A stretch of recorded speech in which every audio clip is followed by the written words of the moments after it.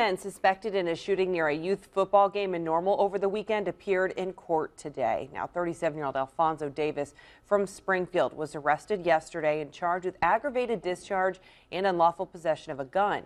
Police say it was Saturday night around 5:45 across from Mulberry Elementary School that Davis is accused of shooting at a vehicle with 31-year-old Dwayne Ferris inside. Ferris is also charged with disorderly conduct. He's accused of disturbing two different women and threatening to physically harm people on the football field.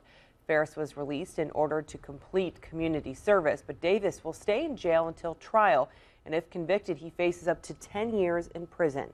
No one was hurt.